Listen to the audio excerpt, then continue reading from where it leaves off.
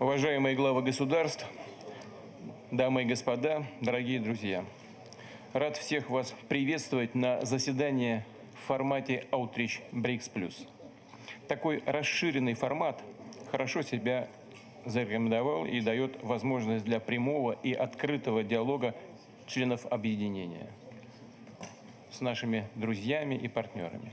Напомню, что в прошлом году на встрече в Йоханнесбурге были приглашены главы многих африканских государств и руководители ключевых региональных организаций. А в этот раз российское председательство пригласило ближайших соседей России, дружественные нам страны, с которыми нас объединяет общая история жизни в едином государстве.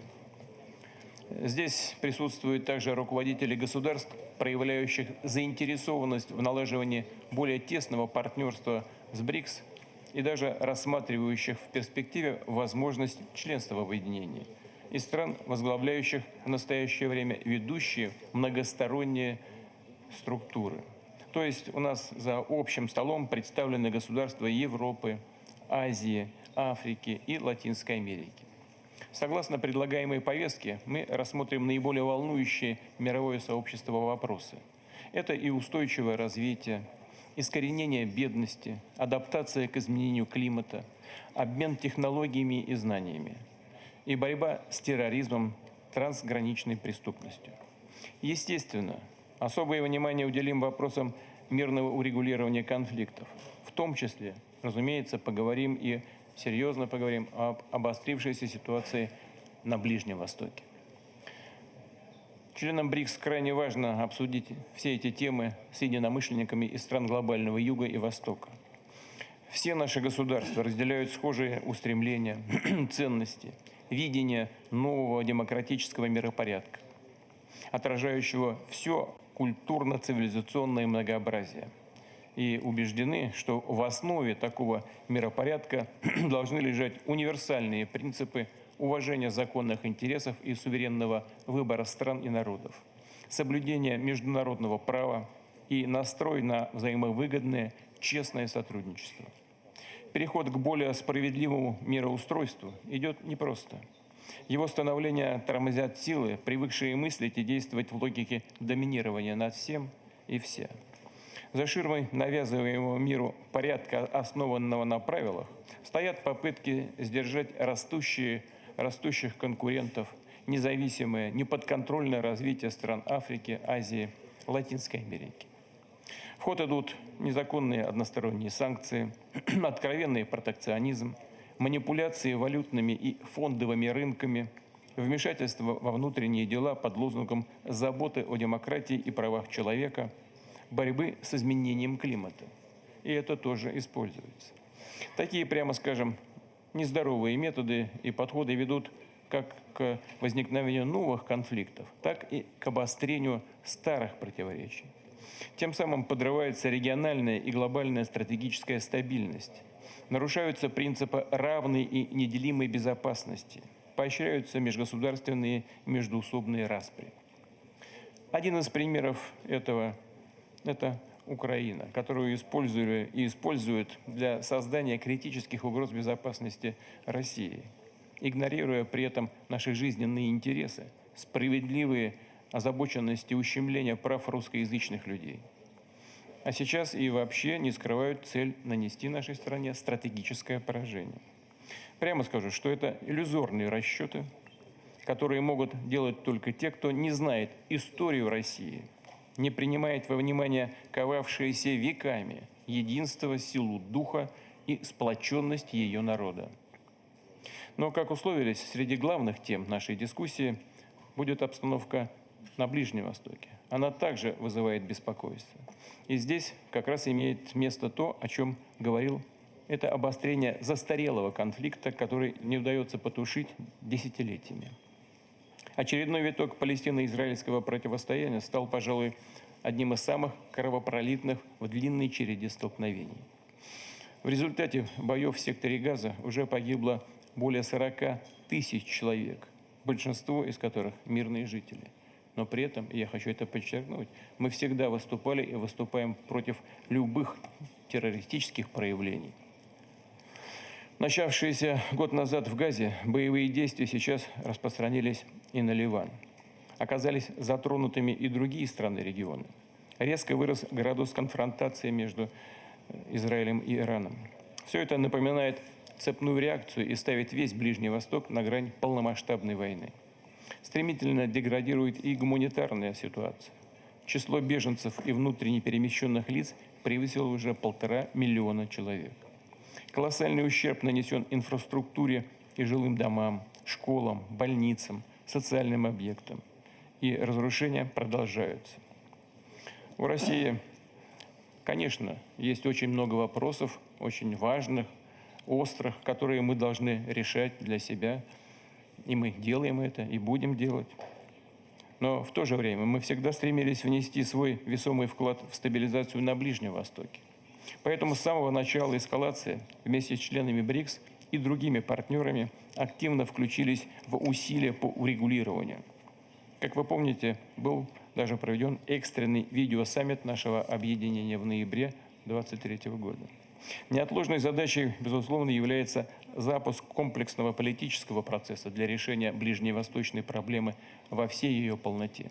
Необходимо прекратить насилие, обеспечить жизненно важную помощь пострадавшим, облегчить их страдания. Само урегулирование должно быть достигнуто на общепризнанных международно-правовых базах, что впрямую предусматривает создание независимого палестинского государства, мирно сосуществующего с Израилем. Исправление исторической несправедливости по отношению к палестинскому народу может дать гарантию мира на Ближнем Востоке. До тех пор, пока этот вопрос не решен, порочный круг насилия разорвать не удастся. Люди так и будут жить в атмосфере перманентного кризиса с неизбежными рецидивами масштабного насилия. Вновь хотел бы повторить. Ключевым требованием для восстановления мира и стабильности на палестинских территориях является реализация формулы двух государств, одобренной резолюциями Совета Безопасности и Генеральной Ассамблеи ООН. Переходя к оценке общей ситуации в мире, хочу подчеркнуть, что представленные здесь государства имеют действительно огромные возможности и ресурсы, обладают высоким авторитетом на мировой арене. И все это активно применяют для того, чтобы реально содействовать обеспечению глобальной безопасности, продвижению в мире процессов устойчивого развития. Многие из наших стран выдвинули в этом контексте свои весьма полезные инициативы. Со своей стороны Россия выступила с идеей формирования на инклюзивной и недискриминационной основе системы равной и неделимой безопасности в Евразии. Речь идет о том, чтобы общими усилиями надежно гарантировать подлинную стабильность и создать условия для мирного развития всех государств и народов на континенте. И, конечно, символично, что наше сегодняшнее заседание проходит в День Организации Объединенных Наций. Именно 24 октября 1945 года вступил в силу Устав ООН, принципы которого на протяжении уже без малого 8 десятилетий составляют фундамент междугосударственных отношений и международного права. Всемирная организация призвана и впредь играть центральную роль в поддержании мира и безопасности, в содействии устойчивому и поступательному росту. При этом важным для дальнейшего эффективного функционирования ООН считаем адаптацию ее структуры к реалиям 21 века, расширение представленности в Совете Безопасности и других ключевых органах стран Азии, Африки и Латинской Америки, в том числе тех, чьи лидеры находятся в этом зале. Давно назрело и реформирование ООНовских институтов развития и глобальных финансовых структур. Вес развивающихся стран мировой экономики кардинально изменился за последние десятилетия. Но это, в частности, не нашло адекватного отражения в системах управления Международного валютного фонда, Всемирного банка и других многосторонних банков развития. Отцы-основатели Организации Объединенных Наций видели ее предназначение в том, чтобы быть центром для согласования действий наций. Потому что сообща и коллективно можно действительно отвечать на глобальные вызовы и угрозы. Решать такие задачи, как борьба с терроризмом, незаконным оборотом наркотиков, коррупцией, организованной преступностью, включая криминальное использование информационных технологий. И, конечно, обеспечивать устойчивый экономический рост на благо всего развития и процветания, всеобщего развития и процветания. Очевидно, что следующая волна глобального экономического подъема зарождается именно в странах мирового большинства. Поэтому пришло время пообсуждать идею создания собственной платформы для раскрытия потенциала наших растущих экономик. Ее цель – увеличить инвестиционные потоки в страны БРИКС, глобального Юга и Востока и сделать акцент на вложении средств в большие инфраструктурные и технологические проекты.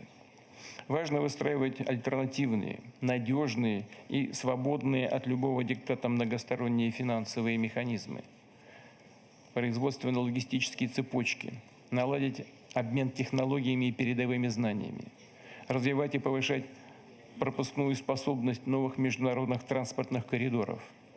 Россия совместно с партнерами работает по таким глобально значимым маршрутам, как Север-Юг и Северный морской путь. И мы приглашаем к сотрудничеству все заинтересованные страны.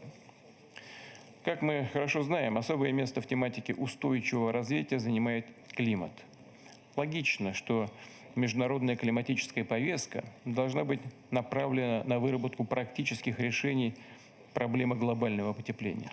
И здесь важно обеспечить доступ стран глобального Юга и Востока к финансированию и технологиям, помочь им адаптироваться к изменениям климата.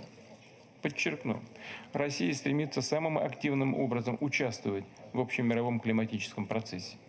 Наша страна является одним из лидеров по вкладу в сокращение выбросов парниковых газов, а ее энергобаланс – один из самых зеленых в мире. Доля экологически чистых газовой, атомной, гидрогенерации составляет у нас 85%. На российской территории находится более 20% мировых лесов, которые, поглощая парниковые газы, помогают замедлять глобальное потепление.